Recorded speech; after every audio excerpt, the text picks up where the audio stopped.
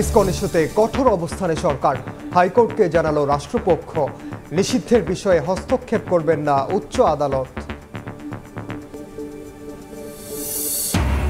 বিভাজন তৈরি করে আবারও ফিরে আসার চেষ্টায় পতিত স্বৈরাচারীরা, বললেন মির্জা ফখরুল। ষড়যন্ত্র মোকাবিলায় সজাগ থাকার আহ্বান। মামলা করবেন স্বজনহারা পরিবার।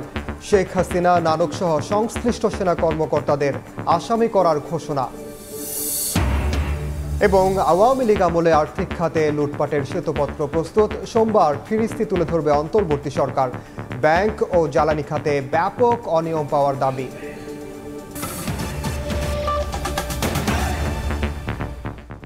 সময় সংবাদের সঙ্গে আছি আমি ওমর ইনান। চিন্ময়কে গ্রেপ্তার ও আইনজীবী হত্যার পর ইসকন ইস্যুতে কঠোর অবস্থানে সরকার। এ ঘটনায় এ পর্যন্ত 3টি মামলায় গ্রেফতার হয়েছে অন্তত 33 জন। আসামিদের ধরতে টপ প্রায়োরিটি দিয়ে কাজ করছে আইন শৃঙ্খলা রক্ষাকারী বাহিনী। সরকারের এসব পদক্ষেপের কথা হাইকোর্টকে জানিয়েছে রাষ্ট্রপক্ষ। হাইকোর্ট বলেছেন, ইসকন নিষিদ্ধ হবে কিনা সিদ্ধান্ত নেবে সরকার। এক্ষেত্রে আদালতের হস্তক্ষেপ করা উচিত হবে না। ইসকনের বিষয়ে সরকারের অবস্থান কি বুধবার রাষ্ট্রপক্ষের কাছে জানতে চান দেশের সর্বোচ্চ আদালত। চট্টগ্রামের আইনজীবী সাইফুল ইসলাম আলিফ হত্যা সহ সাম্প্রতিক বিষয়ে সরকার কি পদক্ষেপ নিয়েছে তাও জানাতে বলা হয়। বৃহস্পতিবার রাষ্ট্রপক্ষের আইনজীবী আদালতকে জানান, আলিফ হত্যার ঘটনায় 3টি মামলা হয়েছে, গ্রেফতার করা হয়েছে বেশ কয়েকজনকে। ইসকন ইস্যুতে সরকার কঠোর বলেও জানানো হয়। এ সময় উচ্চ আদালত বলেন, ইসকন নিষিদ্ধ হবে কিনা সেটি সরকারের নীতিগত সিদ্ধান্ত, আদালতের হস্তক্ষেপ করা ঠিক হবে না। আদালতের আদেশে আমরা খুবই সন্তুষ্ট। কোর্ট বলছে যে যেহেতু রাষ্ট্রযন্ত্র এখানে সর্বোচ্চ চেষ্টা দিয়ে তাদের আইনশৃঙ্খলা পরিস্থিতি নিয়ন্ত্রণ রাখছে, এটা আসলে ধন্যবাদ পাওয়ার যোগ্য। বিদেশে যতই প্রোপাগান্ডা ছড়ানো হোক, আমরা সবাই জানি সত্যটা কি, যে আমাদের দেশে কোনো সংখ্যালঘু বা কেউ তাদের কোনো রকমের ভয় থাকার কোনো কারণ নেই।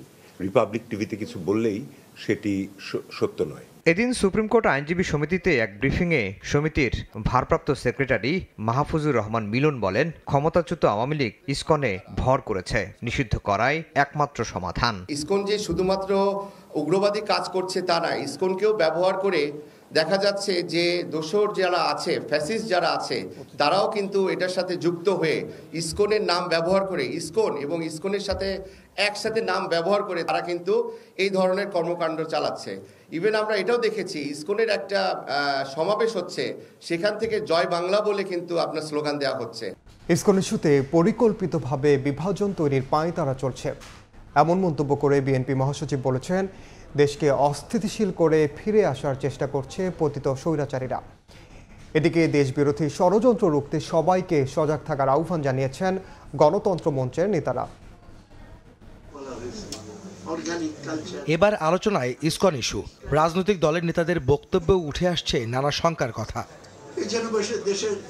বৃহস্পতিবার জাতীয় প্রেস ক্লাবে এক সেমিনারে গণতন্ত্র মঞ্চের নেতারা বলেন, বর্তমান সরকার ও রাষ্ট্রকে ব্যর্থ করতে পতিত স্বৈরাচার দেশি বিদেশি দোসরদের নিয়ে এখনো অপচেষ্টা চালিয়ে যাচ্ছে। পতিত ফ্যাসিস্টরা এবং তাদের দেশি বিদেশি দোসররা প্রতি মুহূর্তেই এই অভ্যুত্থানকে ব্যর্থ করা, অভ্যুত্থানের উপর দাঁড়িয়ে থাকা যে অন্তর্বর্তী সরকার, তাকে ব্যর্থ করার চেষ্টা করছে। যেটা একটা উস্কানি ছিল, একটা ধর্মের নামে, সম্প্রদায়ের নামে একটা ধর্মীয় দাঙ্গা বাঁধানোর জন্য, যেখানে অনেকে অপেক্ষা করছিল যে এর মধ্য দিয়ে প্রতি অভ্যুত্থানের একটা তৎপরতা জারি রাখা যায় কিনা। চট্টগ্রামের লক্ষ লক্ষ মানুষ সমমর্মিতা সম্প্রীতির মধ্য দিয়ে নতুন একটা উদাহরণ কিন্তু আমরা তৈরি করেছি। অনুষ্ঠানে বিএনপি মহাসচিব বলেন, ইসকন ইস্যুতে বিভাজন তৈরি করে পরিকল্পিতভাবে দেশকে অস্থিতিশীল করার ষড়যন্ত্র চলছে। ভারতবর্ষের মিডিয়ার বিষয়গুলো দেখতে পাই। কাল রাতেই আমাকে কয়েকজন ফোন দিয়েছেন, তাদের একটাই মাত্র লক্ষ্য, প্রশ্ন যে ইসকনের ব্যাপারে আপনারা কি করছেন। এই প্রশ্নটা উদ্দেশ্য প্রণোদিত একটা অবস্থা তারা তৈরি করতে চায়। সেই অবস্থা নিয়ে প্রথমবার ফেল করেছে, এখন আবার নতুন করে আবার সেই অবস্থা তৈরি করতে চায়। এটা আমাদেরকে সজাগ থাকতে হবে। আর আমরাও সেখানে কোনো মতেই যেন আবার সেখানে আরও একটা বিভাজন সৃষ্টি না করি। সবাইকে সতর্ক থেকে ফ্যাসিস্ট সরকারের ফিরে আসার চেষ্টা প্রতিহতের তাগিদ দেন মির্জা ফখরুল। আমরা কেন এখানে বিভাজন সৃষ্টি করছি? ফ্যাসিবাদ পরাজিত হয়েছে, ফ্যাসিবাদ যে কোনো সময় আবার ফিরে আসতে পারে। কারণ আমরা সেই রাস্তা যেন তৈরি করে না দিই। আমরা এমন কিছু করব না, এমন কোনো হটকারিতা করব না যে হঠকারিতার মধ্য দিয়ে আমরা আবার অন্ধকারের মধ্যে চলে যাব। দেশ বিরোধী ষড়যন্ত্র মোকাবেলায় জাতীয় ঐক্যের ডাক দেন বিএনপি মহাসচিব। দেখতে পাই।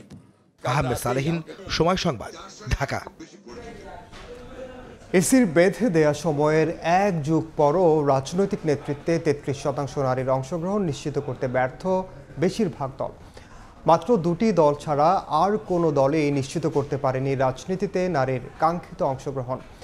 এমনকি টানা 3 মেয়াদে রাষ্ট্র ক্ষমতায় থাকার পরও কোটা পূরণ করতে পারেনি আওয়ামী লীগও। সবচেয়ে পিছিয়ে ধর্মভিত্তিক দলগুলো। বাংলাদেশ ইসলামী ফ্রন্টের অর্জন মাত্র 1%। মার্জিয়া মুমুর রিপোর্টে বিস্তারিত। পার হলেও গণপ্রতিনিধিত্ব আদেশ অনুযায়ী তৃণমূল থেকে কেন্দ্রীয় কমিটিতে 33% নারীর অংশগ্রহণ নিশ্চিত করতে পারেনি দেশের নিবন্ধিত রাজনৈতিক দলগুলো। বড় রাজনৈতিক দল বিএনপি জাতীয় পার্টিও ব্যর্থ হয়েছে এই কোটা পূরণে। সবচেয়ে পিছিয়ে ধর্মভিত্তিক রাজনৈতিক দলগুলো। রাঙামাটির প্রত্যন্ত গ্রামের সায়রা চাকমা 1 দশকের বেশি সময় ধরে বাংলাদেশ জাতীয়তাবাদী ছাত্র দলের রাজনীতির সঙ্গে যুক্ত তরুণ এই রাজনৈতিক কর্মী তুলে ধরলেন নারীদের প্রতিবন্ধকতাগুলো। 300 কমিটি হলে সেখানে মেয়ে থাকে বেশি হলে 15 থেকে 18 জন। এখন আপনার জাতীয় সংসদ থেকে শুরু করে আপনি সব ক্ষেত্রে কিন্তু দেখবেন মেয়েদেরকে ওভাবে কিন্তু মানে নারী নেতৃত্বকে কিন্তু ওভাবে প্রাধান্য দেওয়া হয় না। যে সম অধিকারের কথা আমরা বলি আসলে এই সম অধিকার এখনো কিন্তু চর্চা হয় না। 4 দশকের বেশি সময় ধরে দেশের অন্যতম প্রধান রাজনৈতিক দল বিএনপিতে চেয়ারপারসনের দায়িত্ব পালন করে আসছেন বেগম খালেদা জিয়া। তবে দলটিতে তার পরের প্রজন্মের নারী নেতৃত্বের সংখ্যা সীমিত। সর্বোচ্চ নীতি নির্ধারণী ফোরাম জাতীয় স্থায়ী কমিটির 19 পদের মধ্যে এই মুহূর্তে নারী সদস্য মাত্র 1 জন। 30% পাওয়া কঠিন, আমাদের তো সব লেভেলে 30% পাওয়া যায় না। তারপর আমরা চাপটা রেখেছি যাতে যত বেশি সম্ভব মহিলা এগিয়ে আসতে পারে। কমপক্ষে 15% এখন যদি আমরা করতে পারি ক্রমান্বয়ে 30% অতিক্রম করতে পারবো আমরা। 80 দশক থেকে সাম্যের ডাক দিয়ে রাজপথে বিভিন্ন গণতান্ত্রিক আন্দোলনের শরিক দল বিপ্লবী ওয়ার্কার্স পার্টিও ব্যর্থ দলে 33% নারী নেতৃত্ব নিশ্চিতে। এ পর্যন্ত 20 থেকে 22% বেশি হবে না। এটা আমাদের মতন দলের জন্য এটা কিছুটা বিব্রতকর, কিছুটা লজ্জার। এটা বলতে আমার কোনো দ্বিধা নেই। কেবলমাত্র গণফ্রন্ট ও বাংলাদেশ জামায়াতে ইসলামী নিজ দলের সকল পর্যায়ে 33% নারী প্রতিনিধি থাকার কথা জানিয়েছে। কোন ক্ষেত্রে 33 ক্রস করে গেছে, 40-তে চলে গেছে। বাংলাদেশে এমন অনেক জেলা আছে যে পুরুষ রোকনের চেয়ে মহিলা রোকনের সংখ্যা বেশি। সেই কারণে আমরা আরপিওর এই 33%-এর বিধান পুরোপুরি আমাদের সংগঠনে প্রতিপালিত হচ্ছে। নারীর ক্ষমতায়ন সূচকে কিছু অগ্রগতি হলেও টানা 3 মেয়াদে রাষ্ট্র ক্ষমতায় থেকেও নিজ দলে রাজনীতিতে নারী নেতৃত্ব 18% পার করতে পারেনি বাংলাদেশ আওয়ামী লীগ। সবচেয়ে বেশি পিছিয়ে ধর্মভিত্তিক রাজনৈতিক দলগুলো। কেন্দ্রীয় কমিটি আমাদের 41 জন। 41-এ আমাদের এখানে প্রায় আপনার 7 থেকে 8 জন নারী আছে। নতুন কাউন্সিল হচ্ছে, এখানে আমরা নতুন করে আবার নবায়ন করে ইনশাআল্লাহ আমরা চেষ্টা করব নারীর সংখ্যার জন্য আরো বাড়ে। প্রতিশ্রুতি বাস্তবায়নে নির্বাচন কমিশনকে জোরালো ভূমিকা নেয়ার তাগিদ দিচ্ছেন অধিকার কর্মী ও বিশ্লেষকরা।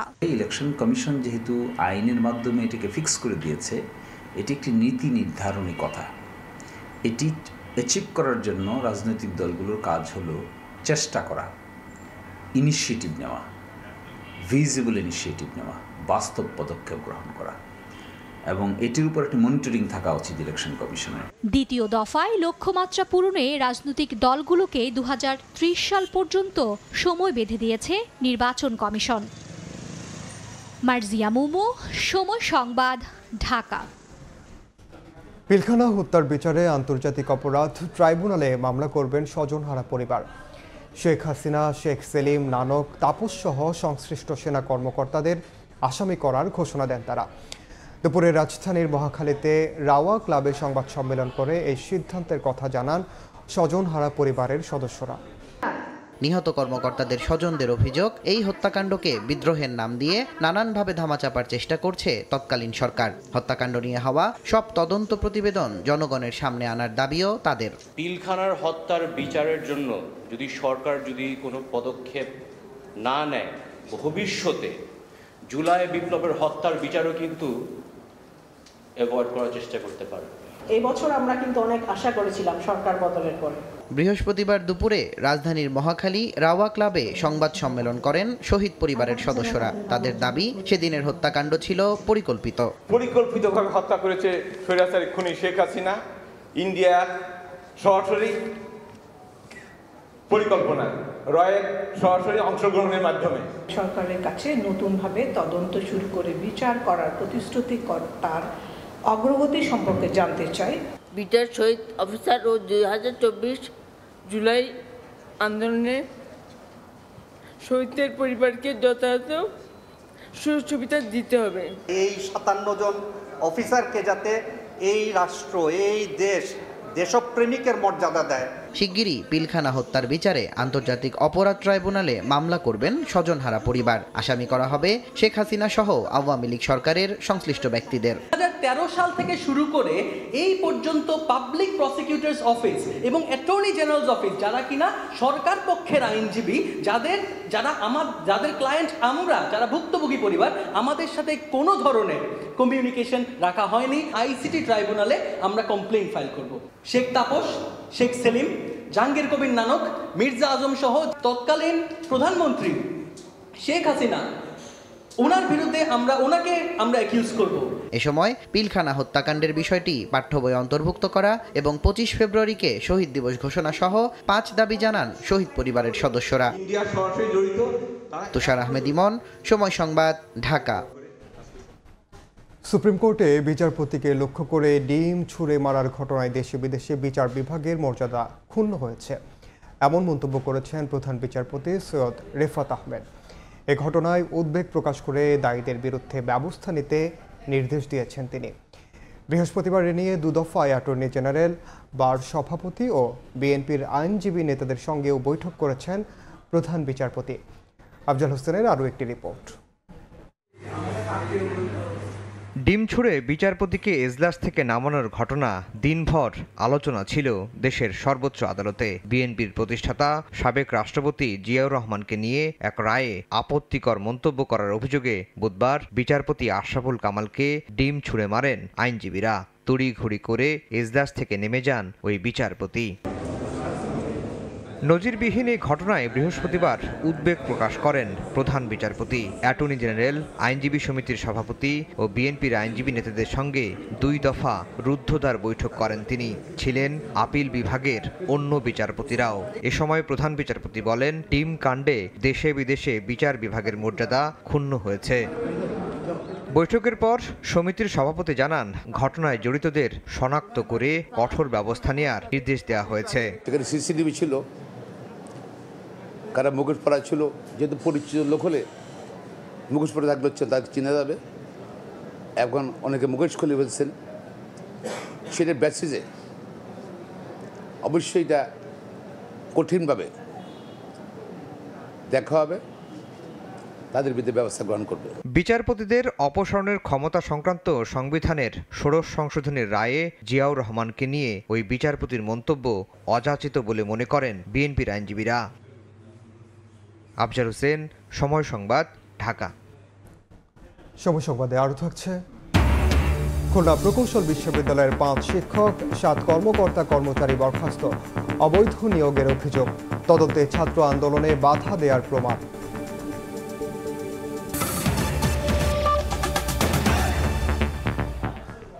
আওয়ামী লীগ আমলে আর্থিক খাতে লুটপাটের শ্বেতপত্র প্রস্তুত।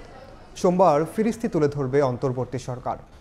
এর আগে রোববার প্রধান উপদেষ্টার কাছে অর্থনীতি সংক্রান্ত শ্বেতপত্র কমিটির প্রতিবেদন তুলে দেওয়া হবে বলে জানিয়েছেন কমিটির প্রধান ডক্টর দেবপ্রিয় ভট্টাচার্য।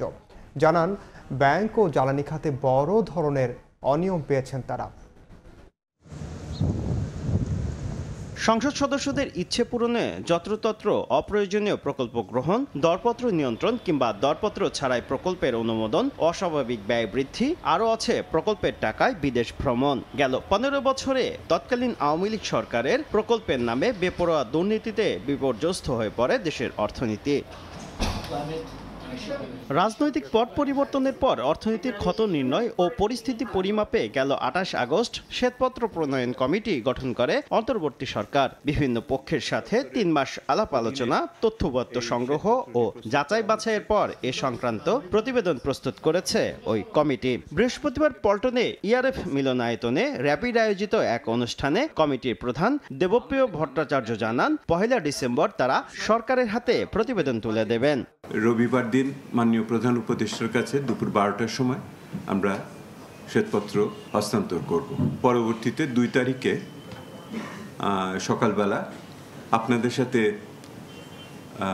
প্রেস কনফারেন্সে মিলিত হব। এ সময় এই অর্থনীতিবিদ বলেন, ব্যাংক ও জ্বালানি খাতে সবচেয়ে বেশি লুটপাট হয়েছে। তাদের প্রতিবেদনে বিষয়টি তুলে ধরা হবে। জ্বালানি খাতের ক্ষেত্রেও বিভিন্ন পদক্ষেপ সরকার নিয়েছে। ক্যাপাসিটি চার্জের সিদ্ধান্ত একটা অনৈতিক এবং অবৈজ্ঞানিক এবং অর্থনৈতিকভাবে হিতকর নয় এমন একটি পদক্ষেপ, সেটা সরকার বাতিল করে দিয়েছে। আগামী ৬ মাসের জন্য করণীয় ঠিক করতে সরকারকে একটি কর্মপরিকল্পনা তৈরির তাগিদ দেন দেবপ্রিয় ভট্টাচার্য। সেই দুর্নীতির পাহাড়ের থেকে যদি আমরা জনগণের সম্পদ ফিরিয়ে না নিতে পারি, তাহলে আর কিসের বিপ্লব হল? শুভ খান, সময় সংবাদ, ঢাকা। শেষ পর্যন্ত টাকা ছাপিয়ে দুর্বল ব্যাংকগুলোর গ্রাহকদের আমানত ফেরত দেওয়ার উদ্যোগ নিল বাংলাদেশ ব্যাংক। ৬টি ব্যাংককে তারল্য সহায়তা দিতে 22,500 কোটি টাকা ছাপানো হয়েছে। বিকেলে ব্যাংকগুলোর চেয়ারম্যানদের সঙ্গে বৈঠক শেষে সংবাদ সম্মেলনে কেন্দ্রীয় bank governor Ahsan H Mansur কথা জানান। আমরা লাইন অফ ক্রেডিট দিয়ে দিয়েছি, তারা সেখান থেকে টাকা তুলবেন, যত লাগে আমাদের টাকশাল থেকে সেটা সেইভাবে আমরা সরবরাহ করব। First of all management board change হয়েছে, টাকা চুরি বন্ধ হয়েছে, that's the number one thing.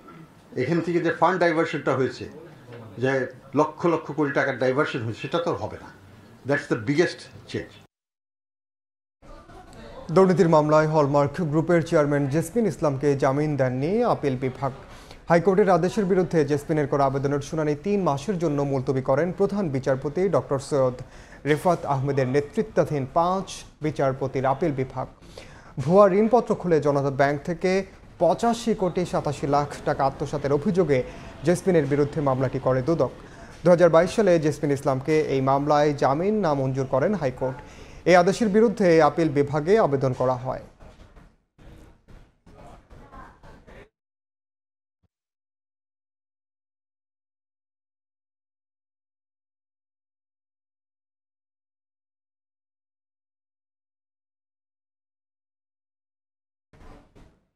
Khulna প্রকৌশল ও প্রযুক্তি বিশ্ববিদ্যালয়ের 5 শিক্ষক, 6 জন কর্মকর্তা ও 1 কর্মচারীকে বরখাস্ত করেছে প্রশাসন। দুপুরে বিশ্ববিদ্যালয়ের জনসংযোগ শাখা থেকে এ তথ্য নিশ্চিত করা হয়। বরখাস্তকৃতদের বিরুদ্ধে বৈষম্য বিরোধী ছাত্র আন্দোলনে সক্রিয়ভাবে বাধা দেয়া, সাধারণ ছাত্র শিক্ষক নির্যাতনে প্রত্যক্ষভাবে যুক্ত থাকা এবং রাজনৈতিক প্রভাব বিস্তারের অভিযোগ রয়েছে। তদন্তে অভিযোগগুলোর সত্যতা পাওয়ায় বিশ্ববিদ্যালয়ের 94তম সিন্ডিকেট সভায় বরখাস্তের সিদ্ধান্ত নেওয়া হয়।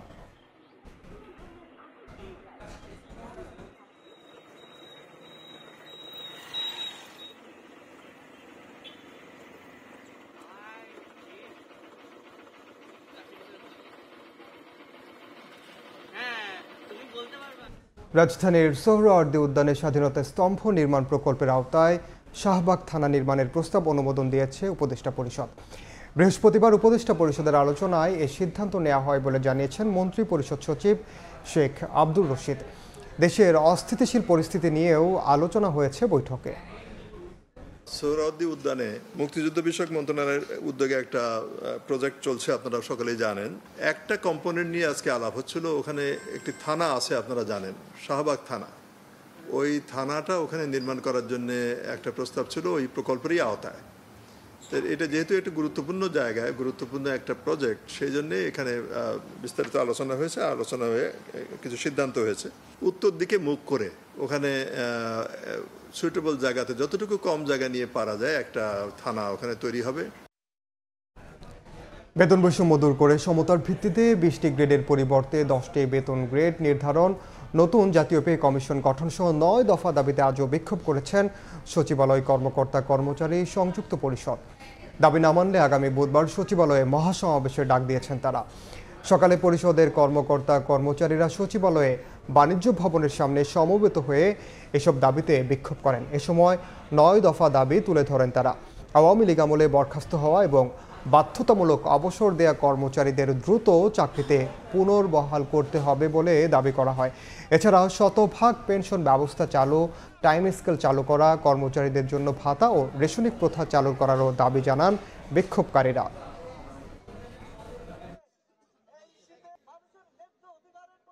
আমাদের প্রাপ্য অধিকার ফিরে পেতে চাই। ভবিষ্যতের কর্মসূচিগুলো আমরা স্বাভাবিক, সাবলীল এবং নিয়মতান্ত্রিক ভাবে শৃঙ্খলা মেনে আমরা পালন করব। বিলটিকে অতি দ্রুত পে কমিশন বাস্তবায়নের আগে ১৭তম গ্রেড ঘোষণা করা হোক। ঋণের নামে টাকা লুটপাটকারী কেউ পার পাবে না বলে হুঁশিয়ারি দিয়েছেন ন্যাশনাল ব্যাংকের বর্তমান পরিচালনা পর্ষদ। তবে চাহিদা মতো টাকা তুলতে আমানতকারীদের অন্তত 3 মাস অপেক্ষা করতে হবে। সংবাদ সম্মেলন করে গ্রাহকদের এভাবেই আশ্বস্ত করলেন ব্যাংকটির চেয়ারম্যান।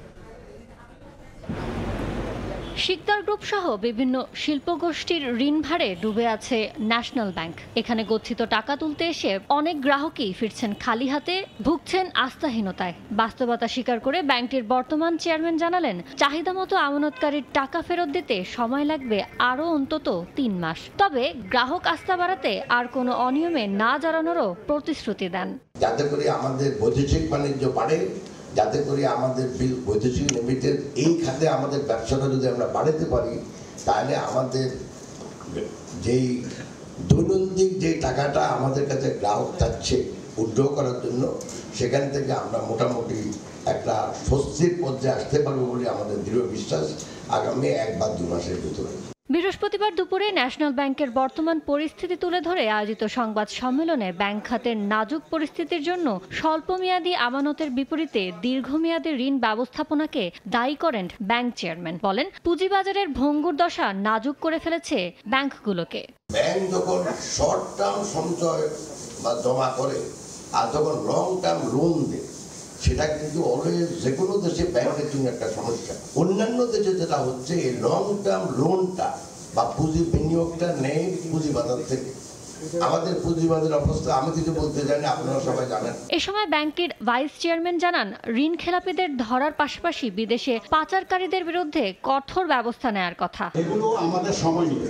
এই সম্পত্তিগুলো যদি আমরা মাত্র 10 থেকে 20% আমরা রিকভার করতে পারি, তাহলেও আমাদের আমাদের ব্যাংকের অবস্থা এটা অনেক ঘুরে দাঁড়াবে। আমাদের লোনগুলো ক্লাসিফাইড লোন আছে বা যাদের আমাদের যেসবগুলো আমাদের আদার সোর্সের লোনগুলো যেগুলো আছে, সেগুলো কি করে আমরা রিকভারি করতে পারি। সংবাদ সম্মেলনে জানানো হয়, গেল জানুয়ারি থেকে অক্টোবর পর্যন্ত 900 কোটি টাকা খেলাপি ঋণ আদায় করেছে ন্যাশনাল ব্যাংক। আদায়ের পথে আছে আরও 400 কোটি টাকা। আমানতকারীর আমানত রক্ষা করা। ইয়ানুর শিফাত, সময় সংবাদ, ঢাকা। মিরপুর সেনানিবাসে অনুষ্ঠিত হলো সামরিক বাহিনী কমান্ড ও স্টাফ কলেজ কোর্সের গ্র্যাজুয়েশন সনদ বিতরণ অনুষ্ঠান। এতে পুরস্কার বিতরণ করেন সেনাপ্রধান জেনারেল ওয়াকারুজ্জামান। সকালে কোর্স সম্পন্নকারীদের মাঝে গ্র্যাজুয়েশন সনদ তুলে দেন তিনি।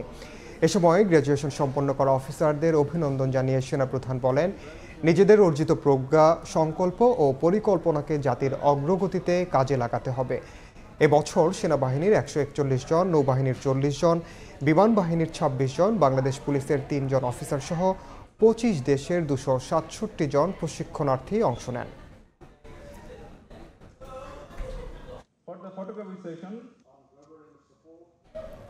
বান্দরবানের পাহাড়ি এলাকায় গত এপ্রিল থেকে কুকি চীন ন্যাশনাল আর্মির বিরুদ্ধে সেনাবাহিনীর বিশেষ অভিযানে গ্রেফতার হয়েছেন 179 জন।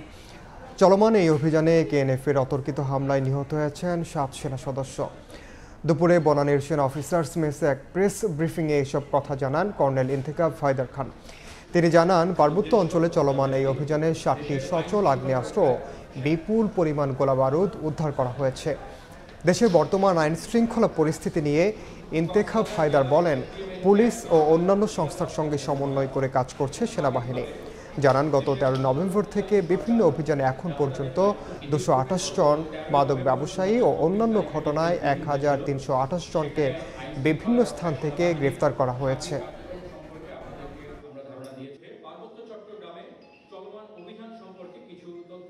বান্দরবানের দুর্গম পাহাড়ি অঞ্চলে সশস্ত্র সন্ত্রাসী সংগঠন কুকি চীন ন্যাশনাল আর্মির হাত থেকে স্থানীয় নিরীহ জনগোষ্ঠীকে রক্ষায় বাংলাদেশ সেনাবাহিনীর নেতৃত্বে একটি বিশেষ যৌথ অভিযান গত এপ্রিল 2024 থেকে পরিচালিত হয়ে আসছে। সর্বোচ্চ সতর্কতার সাথে মানবাধিকার রক্ষা করে সুনির্দিষ্ট গোয়েন্দা তথ্যের ভিত্তিতে পরিচালিত এই অভিযানে এখন পর্যন্ত 179 জন KN-এর সক্রিয় সদস্য অথবা সহায়তাকারীদের গ্রেফতার করা হয়েছে। সশস্ত্র সংগঠনটির পুঁতে রাখা আইডি বিস্ফোরণ এবং অতর্কিত হামলায় এ পর্যন্ত বাংলাদেশ সেনাবাহিনীর 7 জন বীর সেনানী শহীদ হয়েছেন। দেশি বিদেশি গবেষণার নেতিবাচক ফলাফল আর পরিবেশবাদীদের প্রতিবাদ সত্ত্বেও নির্মাণ করা হয়েছে রামপাল তাপ বিদ্যুৎ কেন্দ্র। এই স্থাপনায় এখন সুন্দরবনের জন্য বড় হুমকি হয়ে উঠেছে।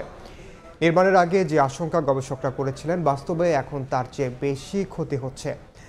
Centre for Environmental and Geographic Information সার্ভিসেসের পরিচালিত মূল্যায়নে এ তথ্য উঠে এসেছে। আব্দুল্লাহ আল মামুন রুবেলের রিপোর্ট।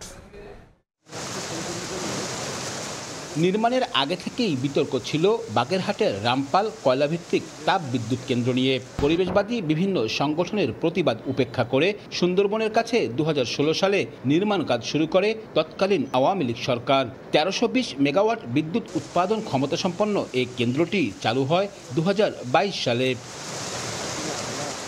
পানি সম্পদ মন্ত্রণালয় পরিচালিত প্রতিষ্ঠান Centre for Environmental and Geographic Information সার্ভিসেসের গবেষণা প্রতিবেদনে উঠে এসেছে, বিদ্যুৎ কেন্দ্রটি চালুর পর থেকেই যেটি এলাকায় খালাসের জন্য উন্মুক্তভাবে কয়লা রাখায় দূষিত হচ্ছে সুন্দরবন ও এর নদীগুলো। কয়লার ছাই ও নির্গত পানি মিশছে নদীতে, পরিবেশের সঙ্গে মিশছে নাইট্রেট, ফসফেট, পারদ সহ বিভিন্ন ক্ষতিকর রাসায়নিক, যার বিরূপ প্রভাব পড়ছে জলজ ও বনজ জীববৈচিত্র্যের উপর। সুন্দরবন এলাকায় শুধু রামপাল বিদ্যুৎ কেন্দ্র নয়, শতাধিক ভারী শিল্পের দূষণে নদীতে জলজ প্রাণীর সংখ্যা যেমন কমছে, তেমনি বায়ু দূষণও বেড়েছে। 100 ডিগ্রি সেন্টিগ্রেড উপরের পানি কিন্তু পশুর নদীতে পড়ছে। মাছ বা অন্যান্য যে জীববৈচিত্র্য, অন্যান্য যে অনুজীব সবগুলো কিন্তু ধ্বংস হয়ে যাচ্ছে। সেখানে সুপার ক্রিটিক্যাল টেকনোলজি ব্যবহার করা হয়েছে এবং নিম্নমানের টেকনোলজি ব্যবহার করার কারণে এই প্রকল্প ইতিমধ্যেই কয়েকবার বন্ধ হয়ে গেছে। সারা বিশ্বই যখন কয়লার ব্যবহার কমিয়ে আনতে সোচ্চার, তখন এ ধরনের বিদ্যুৎ কেন্দ্র শুধু সুন্দরবন নদী বা প্রকৃতিরই ক্ষতি করছে না, বৈদেশিক ঋণ সহায়তার কারণে অর্থনৈতিকভাবেও পিছিয়ে পড়ছে।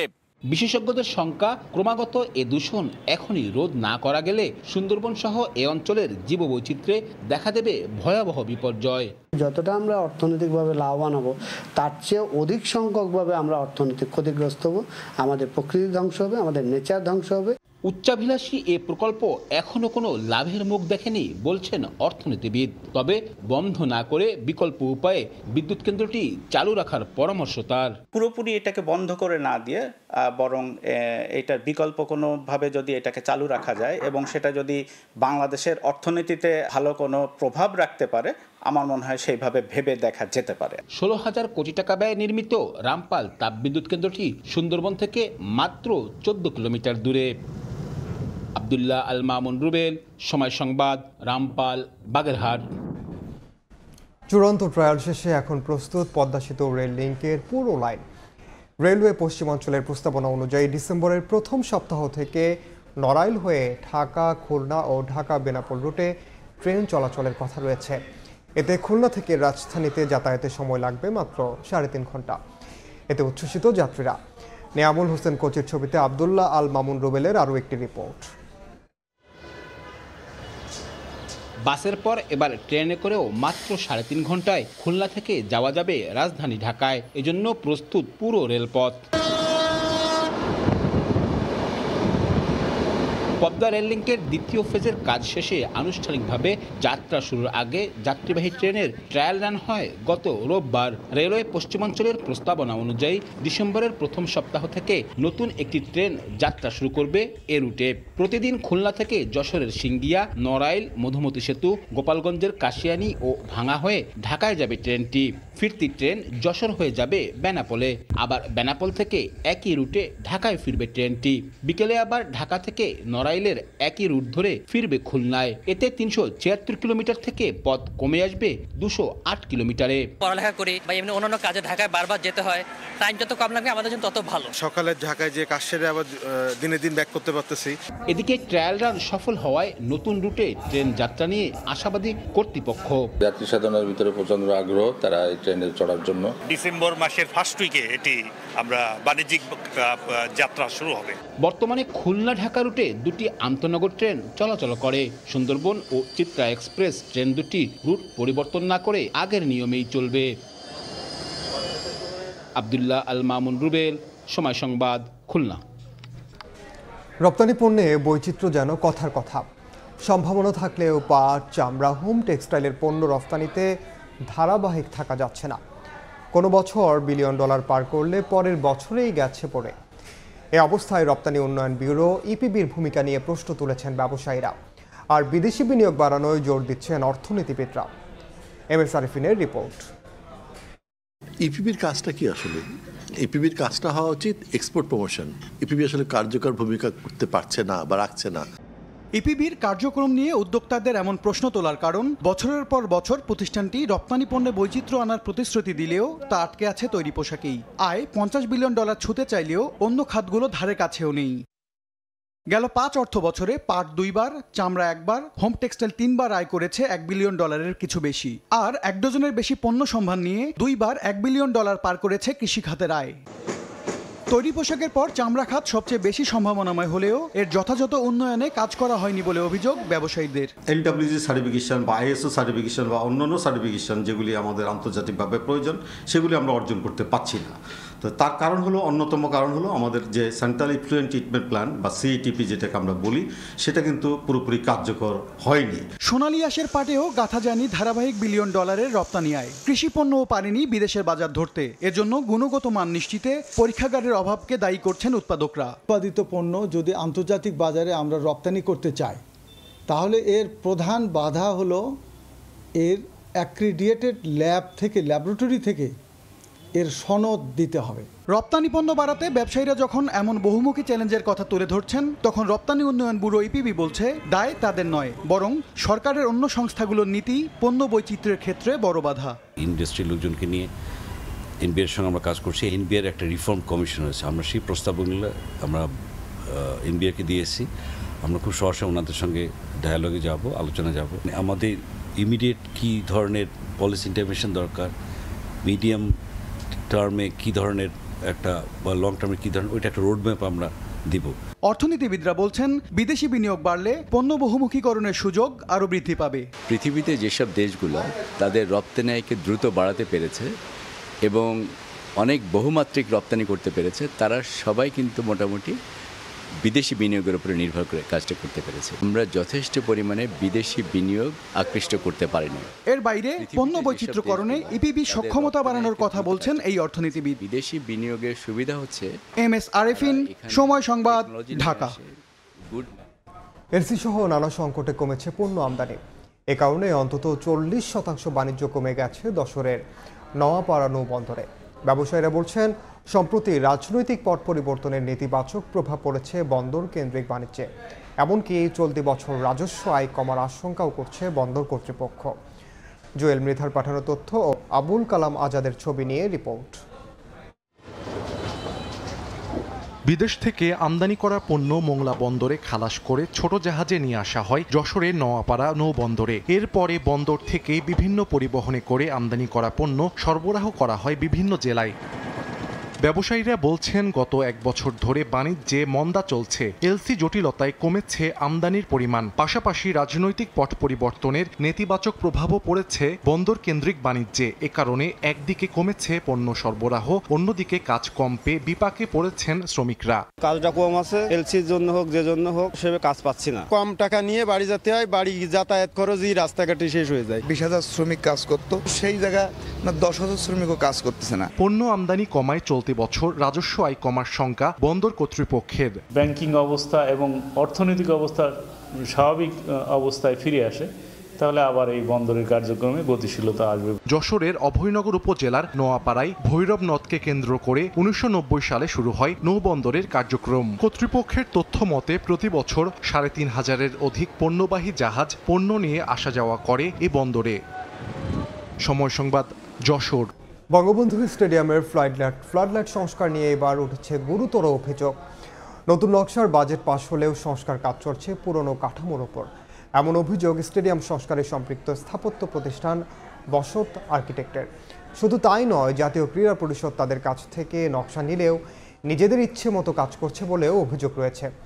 এ বিষয়ে জানতে গেলে কথা বলতে রাজি হননি এনএসসি কর্তৃপক্ষ। এস এম ইকবালের রিপোর্টে বিস্তারিত।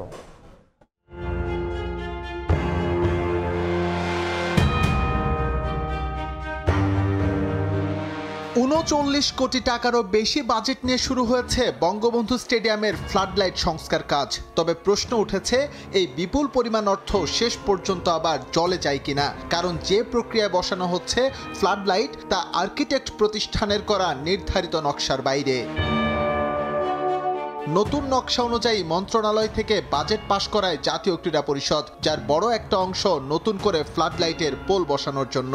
এজন্য ধরা আছে আলাদা বাজেট, অথচ এনএসসি কাজ করছে পুরনো পোলের উপর। সেখানে করা হচ্ছে নামমাত্র সংস্কার। তাহলে নতুন নকশার বাজেট গেল কই? যখন রিভাইজ বাজেট হয়, আমাদের যে প্রস্তাবনা ছিল, সেই প্রস্তাবনার যে পোল মাউন্টেড যে ফ্লাডলাইট ছিল, সেই অনুযায়ী কিন্তু বাজেটটা আমরা বলেছিলাম।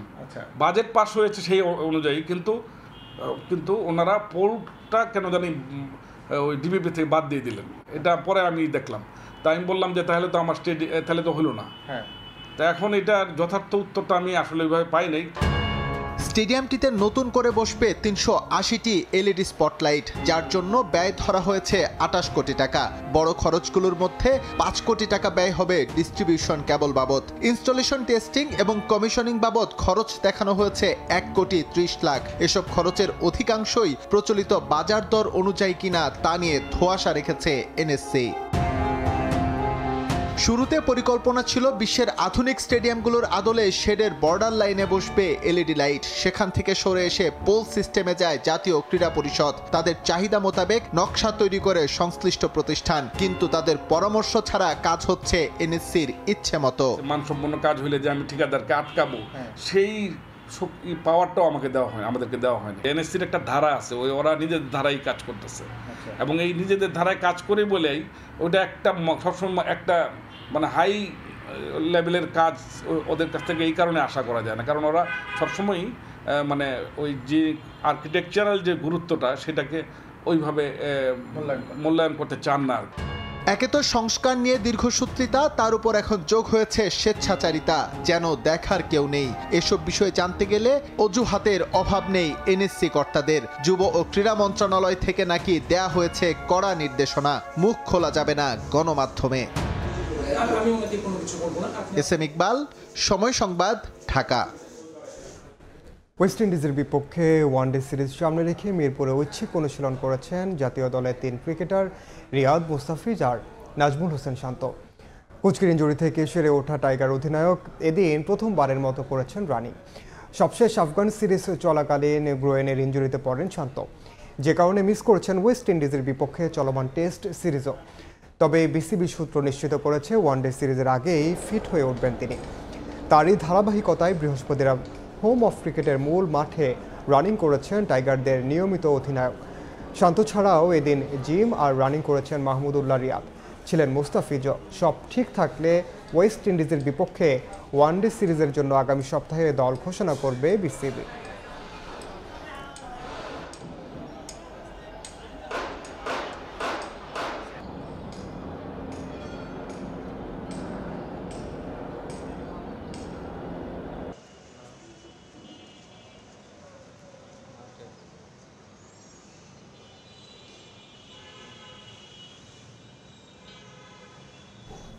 এ পর্যায়ে শীর্ষ সংবাদগুলো জানিয়ে দিচ্ছি আরেকবার।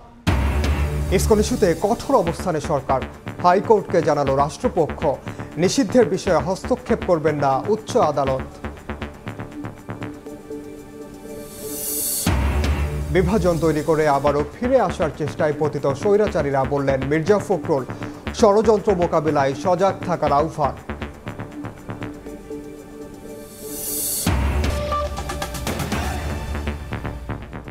এই ছিল সময় সংবাদের সঙ্গে থাকুন সময়ে।